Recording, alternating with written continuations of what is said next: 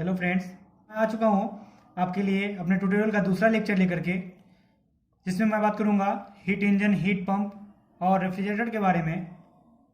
पिछले लेक्चर में मैंने बात किया था कि रेफ्रिजरेशन क्या होता है, एयर कंडीशनिंग क्या होती है, उसकी सीओपी कैसे निकालते हैं, रेफ्रिजरेशन इफेक्ट क्या होता है और यूनिट ऑफ रेफ्रिजरेशन क्या होता है। और आज मैं बात करने वाला हूँ हीट इंजन, हीट पंप और रेफ्रिजरेटर के बारे में। इन तीनों चीज़ों को समझने से पहले मैं आपको समझाना चाहूँगा रिजर्वायर के बारे में। रिजर्वायर, जैसे मान लेते हैं कि मेरे पास बहुत सारा सामान रखा हुआ है। जैसे हम एक एग्जांपल लेते हैं कि एक समुद्र है, उसमें से मैं अगर एक एक मग अगर पानी निकाल लूँ तो उसके पानी में कोई फर्क पड़ने वाला नहीं है। उसी तरह से रिजर्वायर है, जिसको हम कह सकते हैं एनर्जी रिजर्वायर। तो एनर्जी रिजर्वायर वो स्पेस है या वो बॉडी है जहाँ से अगर मैं इनफाइनाइट अमाउंट ऑफ एनर्जी भी निकालूँ या हीट एनर्जी निकालूँ तो उनके टेम्परेचर में कोई इफेक्ट नहीं होगा। तो रिजर्वायर दो तरह के होते हैं, एक होता है हाई टेम्परेचर रिजर्वायर और एक होता है low temperature reservoir.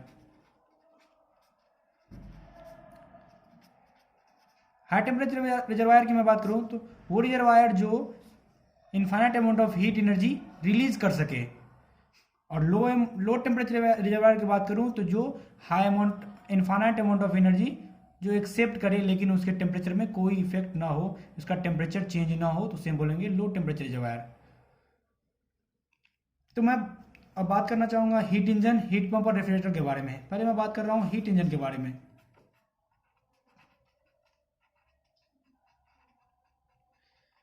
Heat engine एक पावर प्रोड्यूसिंग डिवाइस है, उसे मैं बोलूँगा पावर प्रोड्यूसिंग डिवाइस।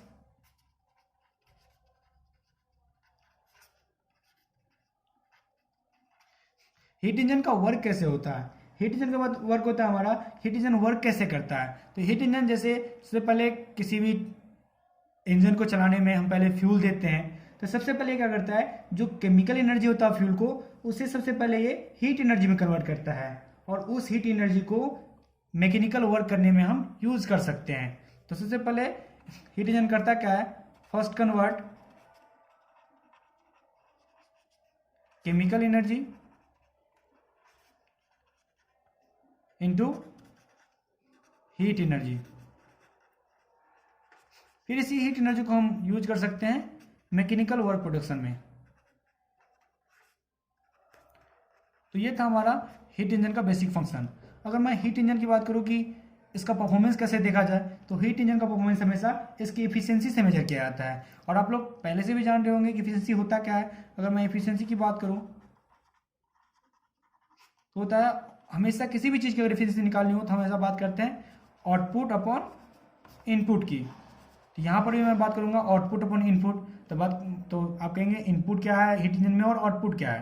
तो मान लेते हैं कि एक हाई टेम्परेचर रिजर्वायर है जिसका टेम्परेचर T1 है, तो इसको बोलेंगे हम सोर्स, जहाँ से हम हीट रिलीज करने वाले हैं। यहाँ पर लगा हुआ है हीट इंजन, और एक हमारा लो टेम्परेचर रिजर्वायर है जिसको बोलते हैं, जिसका टेम्परेचर T2 है, उसको बोलते हैं सिंक। तो यहाँ पर जो मैं बात कर रहा था हाई टेम्परेचर रिजर्वायर और लो टेम्परेचर रिजर्वायर में, तो एक को आप सोर्स भी बोल सकते हैं और दूसरे को सिंक भी बोल सकते हैं।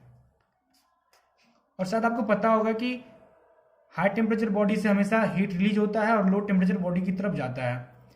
तो जैसे यहाँ से ये हीट इंजन है और हीट इंजन से मैं यहाँ से हीट ले रहा हूँ, हीट को प्रोवाइड कर रहा हूँ मैं T1 से हीट इंजन में हीट प्रोवाइड कर रहा हूँ। मान लीजिए Q1 amount of heat provide किया, तो ये कुछ अमाउंट ऑफ एनर्जी सिंक को दे देगा, और जो बाद बाकी बचेगा, जैसे Q2 इन्होंने दे दिया सिंक को, और बाद बाकी जो भी हीट बचेगा उसको ये मैकेनिकल वर्क में कन्वर्ट कर देगा, work output.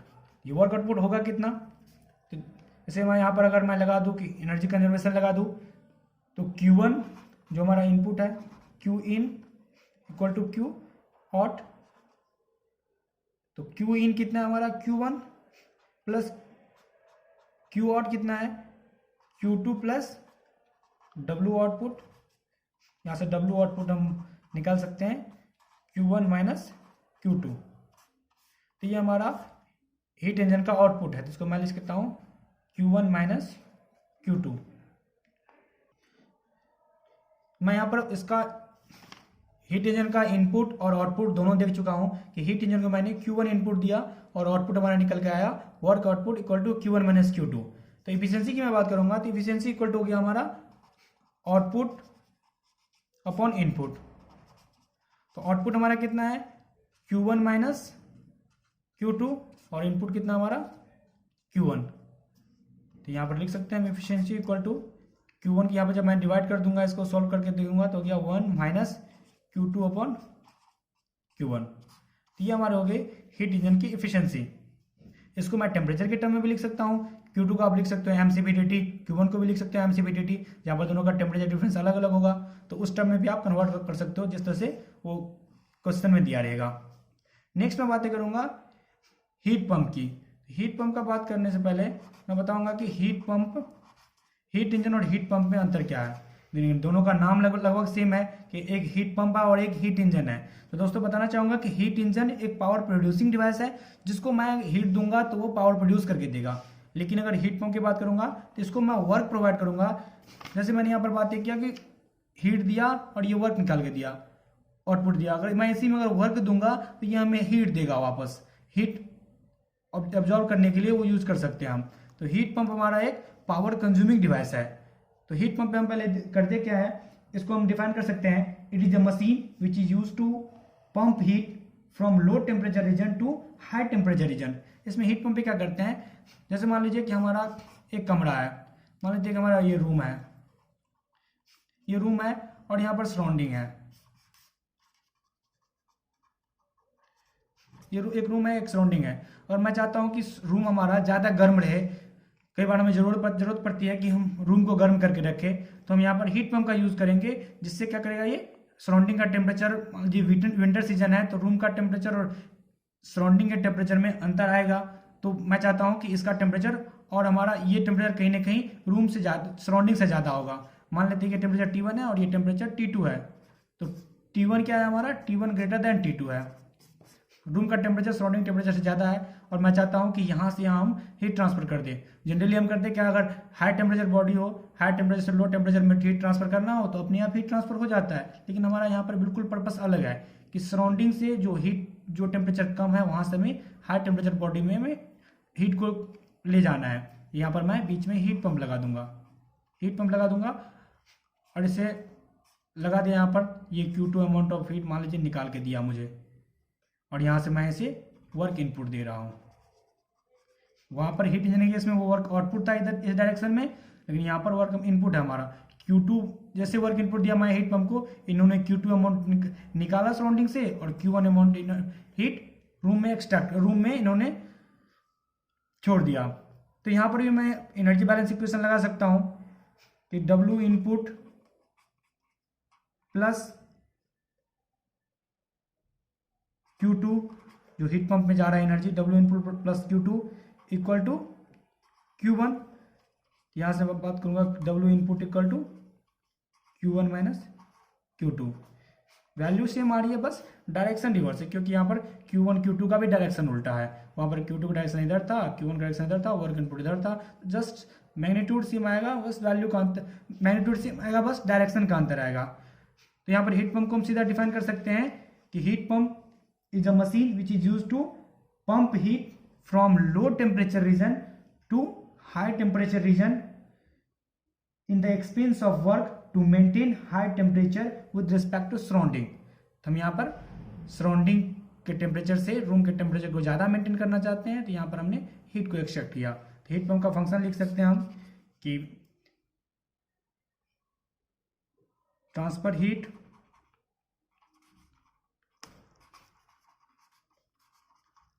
from low temperature body to high temperature body in expense of some work। Okay, तब बात आती है कि इसके जिस तरह हम लोग इंजन की जो परफॉर्मेंस है उसे हमने इफिशिएंसी से मैंने मेजर किया। तो बात आती है कि हीट पंप के जो परफॉर्मेंस है उसको हम किसी से मेजर करेंगे। तो पिछले लेक्चर में मैंने बात किया था कि जो भी पावर प्रोड्यूसिंग डिवाइस है उसका परफॉर्मेंस हम इफिशिएंसी निकाल के देखते हैं, लेकिन ये एक पावर कंज्यूमिंग डिवाइस है। ये जो है क्या है, पावर कंज्यूमिंग डिवाइस है, क्योंकि आप देख रहे हैं कि यहाँ पर मैं इसको पावर या वर्क इनपुट दे रहा हूँ, तब ये हीट एक्सट्रैक्ट करके दे रहा है मुझे, तभी ये हमारा जो डिजायर्ड इफेक्ट है वो उस तरह से हम पा सकते हैं। लेकिन उसमें मैं क्या कर रहा था, हीट दे रहा था और मुझे वर्क इनपुट मिल रहा था, सॉरी वर्क आउटपुट मिल रहा था। तो यहाँ पर मैं कुछ वर्क एक्सपीरियंस कर रहा हूँ, तो ये क्या पावर दे रहे हैं, तो यह पावर कंज्यूमिंग हो गया। वो पावर प्रोड्यूस कर रहा था तो हो गया पावर प्रोड्यूसिंग। जो हीट पंप का जो परफॉर्मेंस होता है उसको हम मेजर करते हैं कोफिशिएंट ऑफ परफॉर्मेंस से, सीओपी, जो मैंने पिछले लेक्चर में बात किया था। सीओपी मैंने क्या किया था, define desired effect upon work input बात किया था मैंने, कि डिजायर्ड इफेक्ट हमारा क्या है और वर्क इनपुट क्या है। तो यहाँ पर सीओपी निकालेंगे हम, तो यहाँ पर हम देख सकते हैं कि हीट पंप में हमारा डिजायर्ड इफेक्ट क्या है। हमारा मेन काम क्या होता है यहाँ पर कि हमें टेम्परेचर, हाई टेम्परेचर को हमें मेंटेन करना होता है। तो हमारा डिजायर्ड इफेक्ट क्या हो गया, जो मैंने Q1 अमाउंट ऑफ हीट दिया रूम को, तो वो हमारा डिजायर्ड इफेक्ट हो गया। और जो Q2 है वो हमें एक्सट्रैक्ट कर रहा है, हमारा ये डिजायर्ड इफेक्ट नहीं है। यहाँ से हम हीट यहाँ से मैं ऑब्जर्व करवा रहा हूँ, लेकिन इससे सराउंडिंग से मुझे कोई मतलब नहीं है। मुझे मतलब है कि रूम में कितना जा रहा है, तो रूम में हमारा Q1 जा रहा है, तो हमारा डिजायर्ड इफेक्ट हो गया। डिजायर्ड इफेक्ट हमारा यहाँ पर Q1 हो गया। और वर्क इनपुट की बात करूँ तो वर्क इनपुट मैं फिर से यहाँ पर निकाल चुका हूँ कि वर्क इनपुट होता क्या है, work input equal to Q1 minus Q2। तो यहाँ पर Q1 माइनस Q2, तो यहाँ पर COP लिख सकते हो, COP of heat pump equal to Q1 upon Q1 minus Q2। ये हो गया हमारा हीट पंप का परफॉर्मेंस। अब तीसरा था हमारा रेफ्रिजरेटर। तो रेफ्रिजरेटर का अब मैं तीसरा बात कर रहा हूं कि मेरा तीसरा केस है, पहला था मेरा हीट इंजन, दूसरा मैंने बात किया हीट पंप का, और तीसरा मैं बात कर रहा हूं रेफ्रिजरेटर का। तीसरा हमारा रेफ्रिजरेटर है जो कि एक पावर कंज्यूमिंग डिवाइस है। तो इसका भी सीओपी हमें निकालना पड़ेगा इसका परफॉर्मेंस देखने के लिए। तो बात आती है ये भी पावर कंज्यूमिंग डिवाइस है और हीट पंप भी हमारा पावर कंज्यूमिंग डिवाइस है, तो दोनों में अंतर क्या है, तो बस अंतर आएगा हमारा डिजायर्ड इफेक्ट का, कि हम चाहते क्या है। तो जो हम बात क्या कर रहे थे कि हीट पंप में बातें करते थे कि मुझे हाई टेम्परेचर को हमें मेंटेन करके रखना है, और रेफ्रिजरेटर में बात करते हैं हमें कि लो टेम्परेचर को मेंटेन करके रखा है। दोनों का डायग्राम हर कुछ सेम होगा, बस डिजायर्ड इफेक्ट का अंतर होगा। जैसे मान लेते हैं कि ये हमारा सराउंडिंग है, बस यहाँ पर अंतर होता है जगह का कि सराउंडिंग कौन सा है और हमारा सिस्टम कौन सा है। यहाँ पर मैंने रेफ्रिजरेटर लगा दिया और यहाँ पर हमारा रूम है या सिस्टम है, रूम है या सिस्टम है। तो यहाँ पर डिजायर्ड इफेक्ट का अंतर हो जाएगा कि डिजायर्ड इफेक्ट क्या है। तो यहाँ पर रेफ्रिजरेटर है, इसको भी मैं क्या कर रहा हूँ, वर्क इनपुट दे रहा हूँ।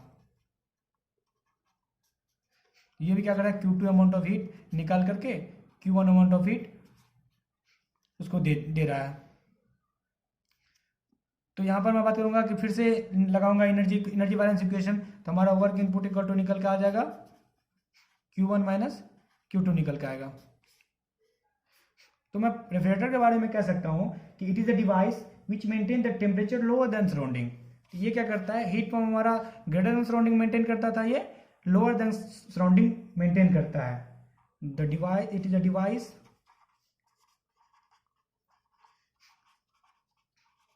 which maintain the temperature lower than